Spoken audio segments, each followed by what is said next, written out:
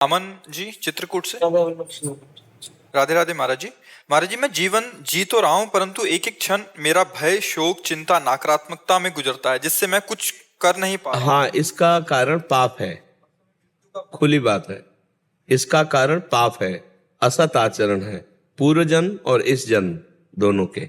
अगर इस जन्म में असत आचरण न हो तो पूर्व जन्म का आचरण का प्रभाव आएगा, पर वो भयभीत नहीं कर पाएगा, वो शोकित नहीं कर पाएगा, वो चिंताग्रस्त जैसा आप बोल रहे हो ऐसा नहीं कर पाएगा।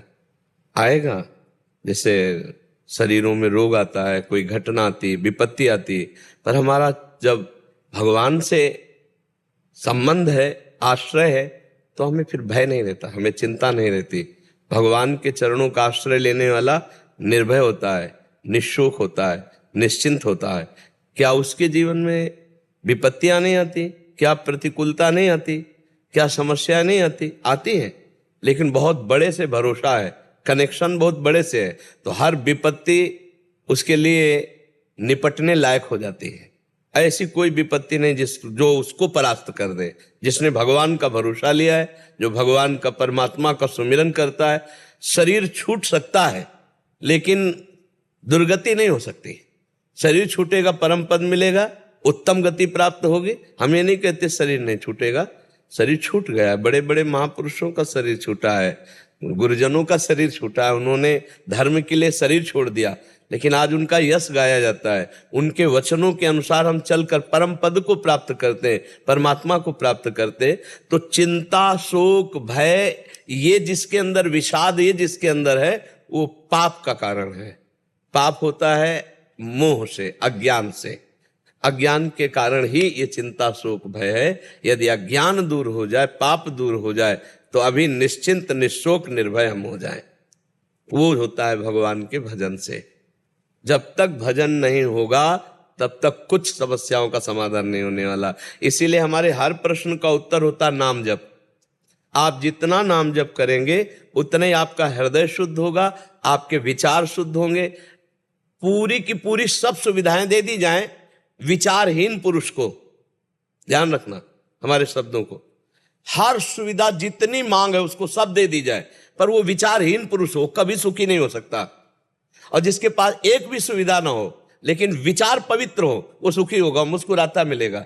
विचारवान पुरुष ही सुखी होता है। जब हमारे विचार नकारात्मक बढ़ने लगते हैं, निगेटिव हो जाते हैं, तो हमें डिप्रेशन में भी पहुंचा देते हैं, और यहां तक कि मृत्यु का भी दंड दे देते हैं। विचार ही तो है, ये विचार ही तो है। ये विचार जो पवित्र होते हैं वो भजन से होते हैं, दूसरा किसी से नहीं, न रुपए से, न पैसे से, न पद से, न प्रतिष्ठा से। विचार जो पवित्र होते हैं वो भजन से होते हैं। भजन ना होने के कारण बहुत अच्छा जीवन दुर्विचार में नष्ट कर दिया।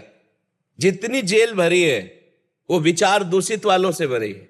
विचार दूषित हुआ, गलत काम हुआ, कानून के अंतर्गत अपराध बना, जेल भोग रहे हैं। अगर कानून ने नहीं जाना तो भागवतिक विधान से दंड मिलेगा। नाना प्रकार के रोग, नाना प्रकार की विपत्तियां, नाना प्रकार की समस्याएं दूषित विचार का ही फल है।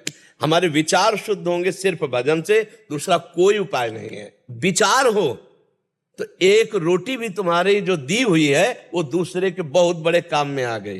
तो विचार शुद्ध भजन से होते हैं। इसलिए परमात्मा को जो नाम प्रिय हो, जो नाम प्रिय, हमारे प्रभु के बहुत से नाम हैं, अनंत नाम है।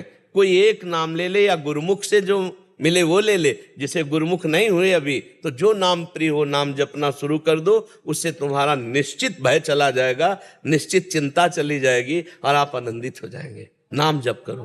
करते महाराज, जिसके बाद भी भाई मतलब बना रहे। घड़े में एक चुल्लू चुल्लू जल डालते जाओ, 5 छेद कर दो, कभी नहीं भरेगा। उन छेदों को बंद करो ना। हम क्या बोले, हमारे वचनों पर ध्यान दो। पूर्व का पाप और वर्तमान का पाप। पूर्व का पाप हमें चिंता, शोक में डालने की कोशिश करेगा, लेकिन वर्तमान में हम सही चल रहे हैं तो हमें फंसा नहीं पाएगा। वर्तमान का पाप ये शोक दे रहा है। वर्तमान के पाप आचरण छोड़ दो। आप जानते हो आप क्या कर रहे हो। अंदर से देखो, अपने हृदय को देखो, और जो गलतियां उनका सुधार करो, आनंद आ जाएगा। ऐसा हो कि पूर्व के प्रारब्ध ही से केवल हम चले, तो हम में और पशु में अंतर क्या है। वो भी प्रारब्ध भोग रहा है, हम भी प्रारब्ध भोग रहे हैं, फिर हम मनुष्य किस बात के। हम मनुष्य इसी बात के हैं कि हम नवीन अनुष्ठान करके, भजन करके, कर्म करके पूर्व प्रारब्ध की धज्जियां उड़ा दे और हम भगवान को प्राप्त हों। समझ पा रहे हो आप। हम परमात्मा के अंश हैं, कोई साधारण नहीं है। हम सब हम परमात्मा के अंश हैं। हे माया हमको परास्त कर देगी तब जब भगवान से विमुख है। अगर हम प्रभु के सन्मुख है, नाम जप कर रहे, दूसरों का हित कर रहे, सबका मंगल चाह रहे, हमारा कौन बाल बाका कर पाएगा। देखो बच्चा, जो गलतियां उनको सुधारो, खान पान की गलतियां, भोग विलास की गलतियां, विचार की गलतियां, उनको सुधारो, अभी आनंद आ जाएगा। अगर हम नहीं सुधारेंगे इस जन्म में तो सुअर कुत्ता बन के थोड़ी सुधार पाएंगे। सुधारना तो मनुष्य ही बन करके है। तो सुधारो, नौजवान हो, खूब सत्संग सुनो, और जो उसमें अच्छे आचरण है उनको अपने जीवन में उतारो, नाम जप करो, माता पिता की सेवा करो, समाज की सेवा करो, अभी आनंद आने लगेगा। दीपक महेश्वरी जी दिल्ली से। गुरुजी आपके चरणों में कोटि कोटि प्रणाम। गुरुजी, धर्म क्या है और अधर्म क्या है? कई बार दोनों भेद करना मुश्किल हो जाता है। किसी धर्म में वही कार्य वर्जित है और किसी में मान्य है। तस्मात् शास्त्रम प्रमाणन्ते कार्या कार्यो व्यवस्थितो। गीता जी में भगवान ने कहा हर कार्य को शास्त्र से प्रमाणित होना चाहिए। अब जैसे आप किसी के लिए पति हैं, किसी के पुत्र हैं, किसी के भाई हैं, किसी के मित्र हैं, और आप भारतीय हैं, राष्ट्र का भी भार आपके कंधों पर है। हर भारतीय का पूरे भारत का एक न एक हिस्सा वो है, चाहे वो किसान हो, चाहे वो व्यापारी हो, कुछ भी हो, एक हिस्सा है। तो धर्म का स्वरूप विस्तृत है। आपको एक पत्नी का पति रूप धर्म निर्वाह करना है, आपको अपने माता पिता के लिए पुत्र रूप निर्वाह करना है, अपने पुत्रों के लिए पिता रूप निर्वाह करना है, अपने भारत के लिए भारतवासी का धर्म निर्वाह करना है। और ये सब करते हुए भी आप भगवान के अंश हैं, आपको भगवत प्राप्ति करनी है। अब आपको किस समय कैसा क्या बर्ताव करना चाहिए, उसके लिए जब बुद्धि शुद्ध हो तब बात बनेगी। और ईश भजन सारथी सुजाना, एक शरीर रथ है, इंद्रियां घोड़े हैं, मन इनकी लगाम है, बुद्धि इनका सारथी है। अगर सारथी ड्राइवर नशे में हो तो गाड़ी झोंक देगा गड्ढे में जाके, अगर सारथी सही हो तो सही मार्ग चलेगा। तो ईश भजन सारथी सुजाना, यदि भगवान का चिंतन करते हुए देखो तो कुछ ना पढ़ो शास्त्र में तो भी तुम्हारे अंदर आ जाएगा ये पाप है, नहीं करना चाहिए। कोई भी बोलो, इतने बैठे हो, क्या आप नहीं जानते जब आप पाप करना चाहते हो तो आपके अंदर कोई बोलता है कि नहीं कि आप पाप करने जा रहे हो, गलत है, मत करो। आप बोलो, अंदर से आवाज आती है, वही परमात्मा सबके अंदर बैठा हुआ है। तो हमको क्या करना चाहिए, क्या नहीं करना चाहिए, एक सेकंड अंदर ही पूछ लो, आपको उत्तर आ जाएगा। ये मत करो, ये करने लायक नहीं है, पर मन कहेगा करो, इसमें सुख मिलेगा। तो मन की आवाज और परमात्मा की आवाज, गुरु की आवाज को जो समझ पाए वही साधक होता है। वो बड़ी झीनी आवाज होती है, बहुत गलत है, मत करो, पर मन ऊपर से जोर से बोलता है बड़ा सुख मिलेगा और मार देता है। हम जितना अपराध होता है वो मन के कहे पर चलने पर होता है। तो आप ये विचार करके बताओ कि कौन सा ऐसा धर्म है जिसमें हमें संशय हो। स्पष्ट हर धर्म अपना अपना प्रकाश किए हुए है।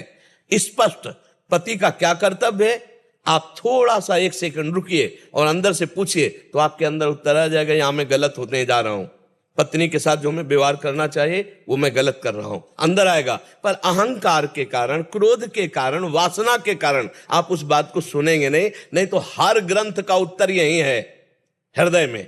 किसी को कहीं बाहर प्रमाण ढूंढने की जरूरत नहीं, हृदय से ही प्रमाण आ जाएगा।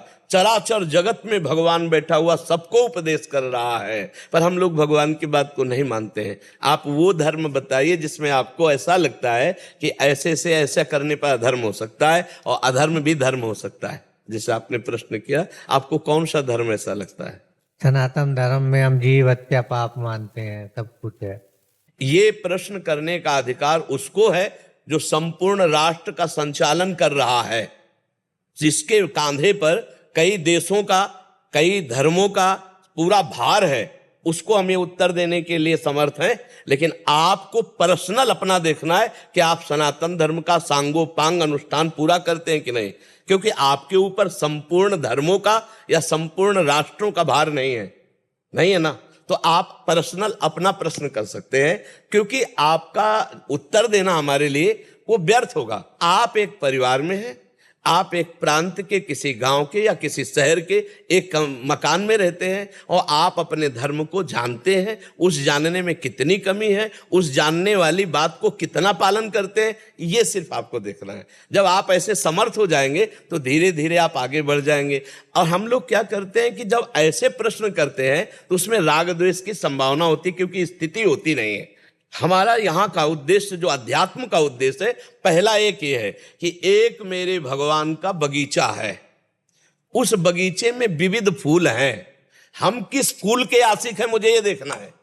वो फूल मुझे चुनना है बगीचे से, पूरा बगीचा तो नहीं कटवा देना। घोर गाली देने वाले, घोर अपराध करने वाले को भी गले लगाकर उसे परम शांति प्रदान करना, ये हमारा धर्म कहता है। आपको समझ में आ रहा है जी? अगर अब आपको सनातन धर्म के विषय में कोई संशय हो तो आप पूछ सकते हो। गुरुजी, मन बड़ा व्यथित रहता है सारे दिन। हम आपसे एक बात पूछते हैं, कोई ऐसा सुख बकाया रह गया क्या जिसको आप जानते हो और भोगा ना हो? आपसे इसलिए पूछ रहा हूं कि आप जनरल गृहस्थ वेश में है क्या कोई सुख? नहीं, जो लगभग इसका मतलब अभी एक सुख है जिसे आप जानते हो और नहीं भोगा, वो भगवदानंद।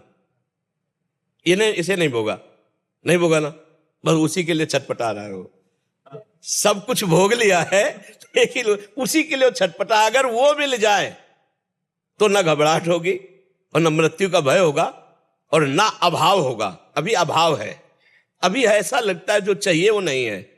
लगता है ना, सब कुछ है लेकिन ऐसा लगता है जो चाहिए वो नहीं है। वो है परमात्मा।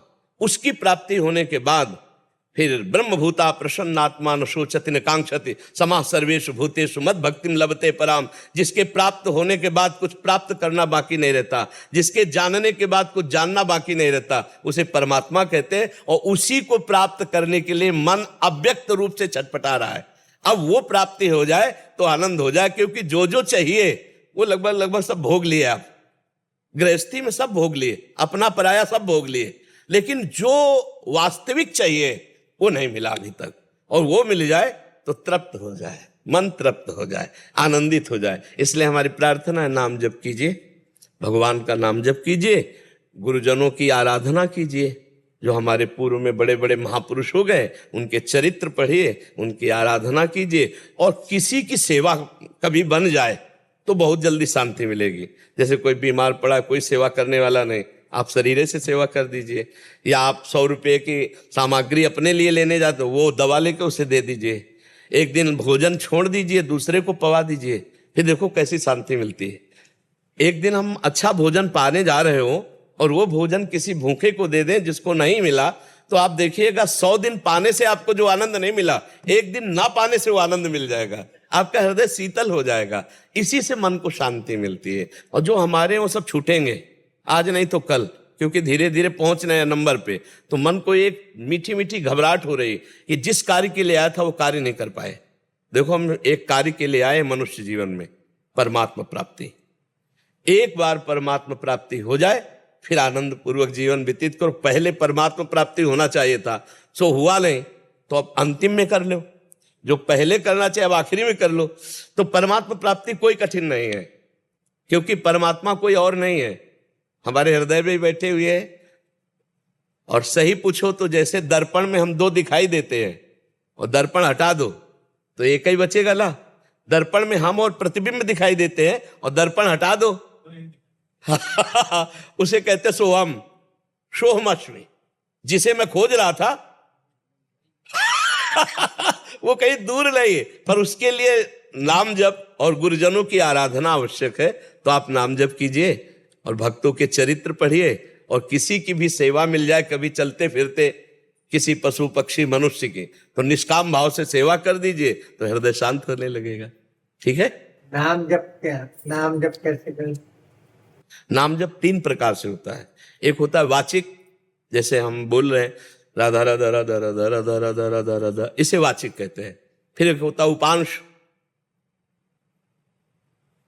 हमारी जबान चल रही, हम नाम अंदर चला रहे हैं लेकिन बाहर क्या है इसे नहीं आप कोई जान सकता। एक होता है मानसिक, आंखों के सामने वही लिखा है, ध्यान में अंदर से वही गूंज रहा है, कान वही सुन रहे हैं, दिमाग पूरा उसी में लगा हुआ है। अब कोई जान नहीं सकता कि हम जप कर रहे हैं। इसे मानसिक जप कहते हैं और इसे उपांश कहते हैं, और राधा राधा राधा इसे वाचिक जप कहते हैं। जी, समझ पाए आप?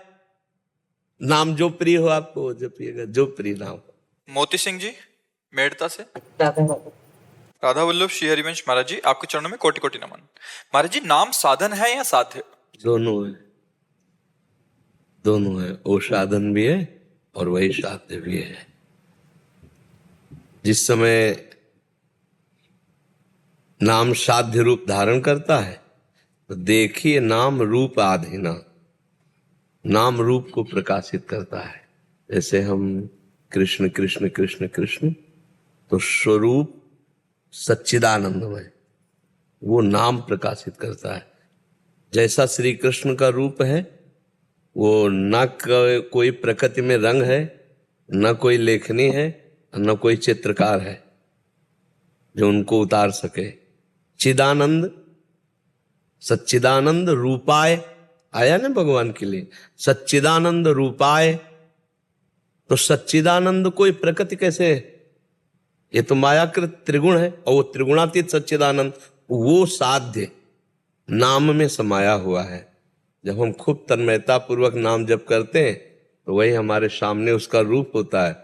और जे ही रूप का दर्शन हुआ तो मम दर्शन फल परम अनूपा, और जीव पाव निज सहज स्वरूपा, वो अपने स्वरूप को प्राप्त हो गया, जीवन मुक्त हो गया।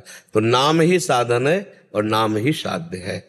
जो नाम रूपी साधन को पकड़ लेता है वही साध्य को प्राप्त। जैसे गुरु ही साधन है और गुरु ही साध्य है। पहले गुरु को हम साधन स्वरूप में देखते हैं, और जब हम परिपक्व हो जाते हैं तो गुरु साक्षात परब्रह्म तस्मै श्री गुरुवे नमः, हम उसे साध्य रूप में देख पाते हैं। क्योंकि हम साधक हैं, इसलिए हमें पहला सोपान साधक ही नजर आएगा। जब हम सिद्ध हो जाएंगे तो सर्वत्र वही सिद्धावस्था का अनुभव होता है। तो नाम साधन भी है और नाम साध्य भी है। आप समझ पा रहे हो जी? विभोर मिश्रा जी।